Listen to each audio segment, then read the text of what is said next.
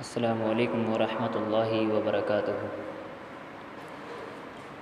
ان الحمد للہ نحمده ونستعینه ونستغفره ونعوذ باللہ من شرور انفسنا ومن سیئات اعمالنا من يهد الله فلا مضل له ومن يضلل فلا هادي له ونشهد ان لا اله الا الله وحده لا شريك له وأشهد أن محمدًا عبده ورسوله أما بعد أعوذ بالله من الشيطان الرجيم بسم الله الرحمن الرحيم يا أيها الناس اتقوا ربكم الذي خلقكم من نفس واحدة وخلق منها زوجها وبث منهما رجالا كثيرا ونساء واتقوا الله الذي تساءلون به والأرحام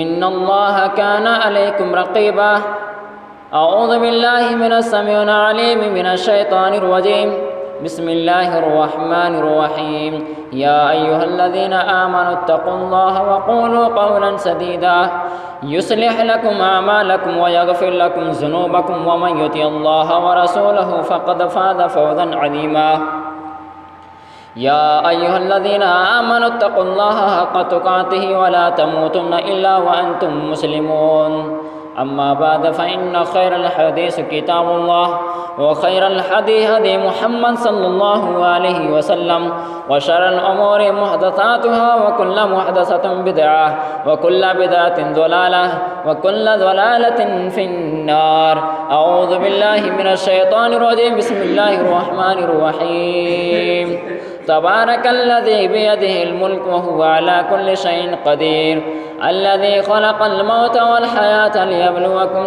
أيكم أحسن عملا وهو العزيز الغفور الذي خلق 7 سماوات طباقا ما ترى في خلق الرحمن من تفاوت فارجع البصر هل ترى من فطور ثم ارجع البصر كرتين ينقلب إليك البصر خاسئا وهو حسير وَلَقَدْ زَيَّنَّا السَّمَاءَ الدُّنْيَا بِمَصَابِيحَ وَجَعَلْنَاهَا رُجُومًا لِلشَّيَاطِينِ وَأَعْتَدْنَا لَهُمْ عَذَابَ السَّعِيرِ أما بعد اللهم صل على محمد وعلى آل محمد كما صليت على إبراهيم وعلى آل إبراهيم إنك حميد مجيد اللهم بارك على محمد وعلى آل محمد كما باركت على إبراهيم وعلى آل إبراهيم إنك حميد مجيد أعوذ بالله من الشيطان الرجيم بسم الله الرحمن الرحيم إن الصلاة تنهى عن الفحشاء والمنكر۔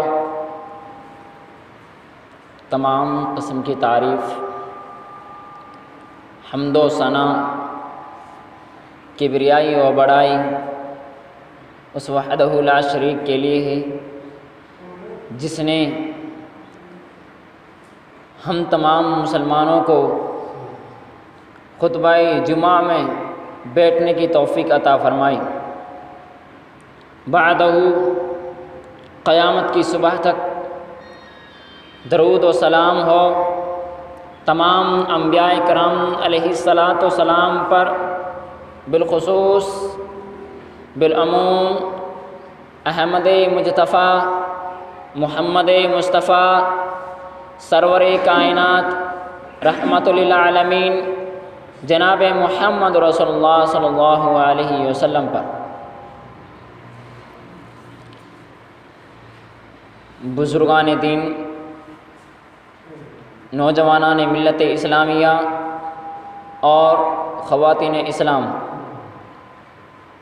اللہ تبارک و تعالیٰ کا بڑا احسان ہے کہ جس نے ہمیں محمد رسول اللہ صلی اللہ علیہ وسلم کی امت میں پیدا کیا۔ پیدا کرنے کے ساتھ ساتھ رب العالمین نے ہمیں مسلمان بنایا اور توحید کی دولت سے مالا مال کیا۔ اگر ہم مسلمان نہ ہوتے، ہمارے پاس قرآن نہ ہوتا، اگر ہم مسلمان نہ ہوتے تو نبی کا قول ہمارے پاس نہ ہوتا۔ ہم خوش نصیب ہیں کہ رب العالمین نے ہمیں توحید کی دولت اور نبی اکرم صلی اللہ علیہ وسلم کو فرمان کو عطا کیا۔ آج کے اس خطبہ جمعہ میں موضوع خطابت توکل علی اللہ، یعنی رب العالمین پر بھروسہ۔ ہم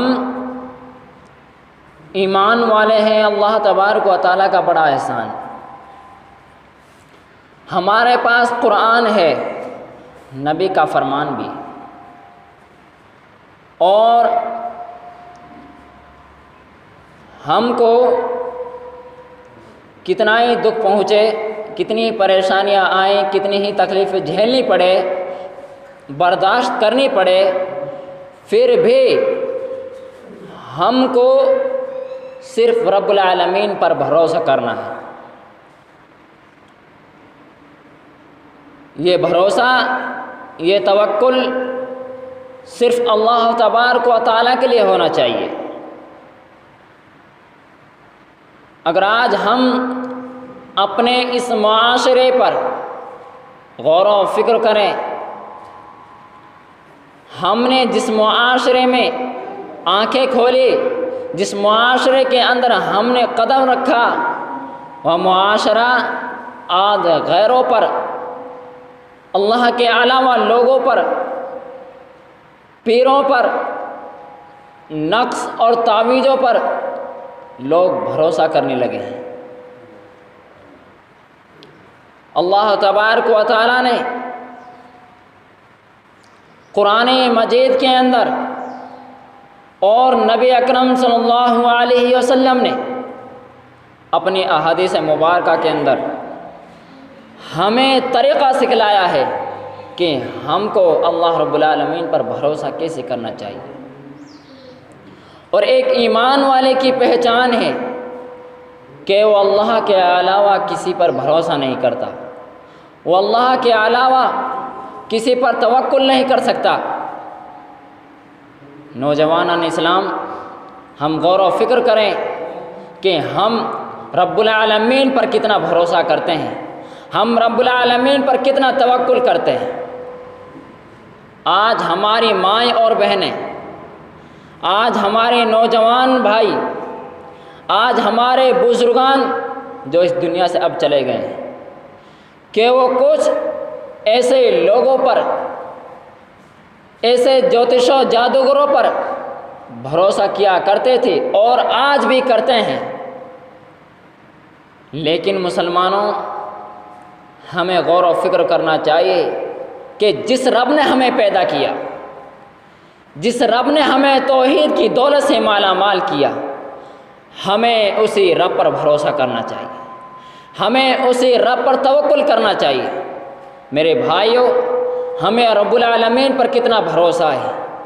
اگر ہم مر بھی جائیں، بڑی سی بڑی پریشانیوں میں ڈوب کیوں نہ جائیں، تب بھی صرف ہمیں رب العالمین کو پکارنا چاہیے۔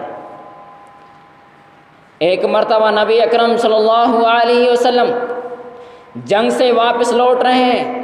آپ صلی اللہ علیہ وسلم ایک درخت کے سائے میں آرام کرنے لگے، صحابہ کرام بھی آرام فرما رہے ہیں۔ نبی اکرم صلی اللہ علیہ وسلم نے اپنی تلوار ایک درخت میں لٹکا دی۔ اس کے بعد آپ صلی اللہ علیہ وسلم کی آنکھ لگ جاتی ہے، آپ صلی اللہ علیہ وسلم گہری نیند میں سو جاتے ہیں۔ میرے بھائیوں، ایک اچانک ایک کافر آتا ہے، نبی اکرم صلی اللہ علیہ وسلم کی تلوار اپنے ہاتھوں میں لے لیتا ہے، اور نبی اکرم صلی اللہ علیہ وسلم کی فوراً آنکھ کھل جاتی ہے۔ وہ کافر کہتا ہے، من یمنعک منی، اے محمد صلی اللہ علیہ وسلم، اب بتا تجھے میرے ہاتھوں سے کون بچائے گا۔ نبی اکرم صلی اللہ علیہ وسلم کو اللہ پر بھروسہ تھا، کیونکہ اللہ نے اس کو رسول اکرم صلی اللہ علیہ وسلم رحمت للعالمین بنا کر بھیجا۔ اللہ تبارک و تعالیٰ پر نبی اکرم صلی اللہ علیہ وسلم کو بھروسہ تھا، اور آپ صلی اللہ علیہ وسلم فرمایا، ربی اللہ، مجھے میرا رب بچائے گا۔ اسی وقت وہ کافر تھر تھرانے لگا۔ اللہ کا نام نبی اکرم صلی اللہ علیہ وسلم نے لیا اور وہ کافر تھر تھرانے لگا۔ فوراً تلوار اس کے ہاتھوں سے چھوٹ کر زمین پر گر جاتی ہے۔ تو نبی اکرم صلی اللہ علیہ وسلم اس تلوار کو اٹھا کر اپنے ہاتھوں میں لے لیتے ہیں اور نبی اکرم نے فرمایا میں یمنعک منی، اب بتا تجھ کو میرے ہاتھوں سے کون بچائے گا؟ وہ تو کافر تھا، وہ اللہ رب العالمین کو مانتا نہیں تھا، اور کہا ہے اللہ کے رسول صلی اللہ علیہ وسلم آپ تو ایک امین ہیں، آپ تو امانت دار ہیں، آپ تو ایک سچائی پر چلنے والے پیغمبر ہیں، آپ تو مجھ کو چھوڑ دیں گے؟ رب العالمین نے آپ کو رحمت للعالمین بنا کر بھیجا۔ نبی اکرم صلی اللہ علیہ وسلم نے اس کافر کو چھوڑ دیا، معاف کر دیا۔ میرے بھائیوں، ہمیں ایسا ہی بھروسہ نبی اکرم صلی اللہ علیہ وسلم کا جیسا بھروسہ ہمیں رب العالمین پر کرنا چاہیے۔ ہم کتنی ہی بڑی پریشانیوں میں کیوں نہ ڈوب جائیں، اللہ تبارک و تعالیٰ کا عذاب ہم پر کیوں نہ آ جائے، بڑی سی بڑی بیماری میں ہم کیوں مبتلا نہ ہو جائیں، تب بھی ہمیں رب العالمین کو پکارنا چاہیے، ہمیں رب العالمین پر بھروسہ کرنا چاہیے۔ آج ہمارے معاشرے کے اندر ہمیں خواتین کی طرف نظر ڈالنی چاہیے۔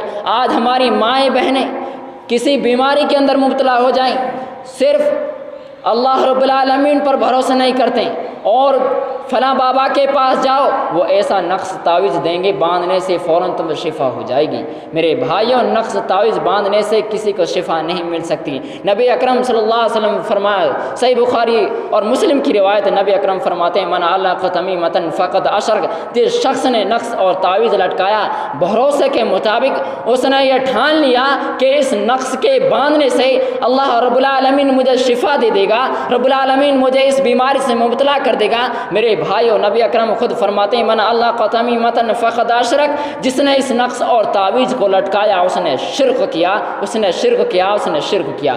چاہے وہ کتنا ہی بڑا علامہ ہو، اگر نقش تعویذ دینے والا ہو، گنڈا باندھنے والا ہو، نبی اکرم صلی اللہ علیہ وسلم نے منع کیا ہے، یہ اسلام میں حرام ہے اور یہ سب سے بڑا گناہ ہے۔ اللہ رب العالمین کے علاوہ ہمیں کسی پر بھروسہ نہیں کرنا چاہیے، کیونکہ اللہ تبارک و تعالیٰ ہی بیماری کو دینے والا ہے، رب العالمین شفا دینے والا ہے۔ میرے بھائیوں، اگر آج ہم غور و فکر کریں، کچھ مسلمان ایسے بھی ہیں جو لوگ نقش اور تعویذوں پر بھروسہ کرتے ہیں، اس کے باندھنے سے ان کو شفا مل جائے گی۔ میرے بھائیوں، جب تک رب العالمین نہیں چاہے گا اس کو شفا نہیں مل سکتی، جب تک رب العالمین نہیں چاہے گا اسے کوئی بیمار نہیں کر سکتا۔ میرے بھائیوں، کوئی شخص اگر بیماری میں مبتلا ہو جائے فوراً نقش تعویذ باندھنے پر بات آ جاتی ہے۔ میرے بھائیوں، ہمیں ان باتوں سے بچنا چاہیے، کیونکہ رب العالمین نے ان چیزوں کو اسلام میں بالکل حرام قرار دیا ہے۔ آج بڑے سے بڑے مولویوں کو دے کر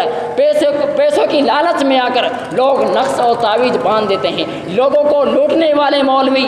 میرے بھائیوں، یہ اسلام میں بالکل قطعاً حرام ہے، جس کو نبی اکرم صلی اللہ علیہ وسلم نے حرام قرار دیا، ایسے کام کو ہم کیوں انجام دیں؟ حضرات، اگر ہم اسلام کی نالج جاننا چاہیں، صحابہ اکرام اور ان کی بیویوں سے جاننا چاہیں، حضرت عمر فاروق رضی اللہ تعالیٰ عنہ کی بیوی، ایک واقعہ نبی اکرم صلی اللہ علیہ وسلم کے سامنے آتا ہے۔ نبی اکرم صلی اللہ علیہ وسلم نے جس حدیث کو صحابہ اکرام کے سامنے سنایا تھا کہ من علق تمیمۃ فقد اشرک، کہ جس نے نقش اور تعویذ لٹکایا اس نے شرک کیا، میرے بھائی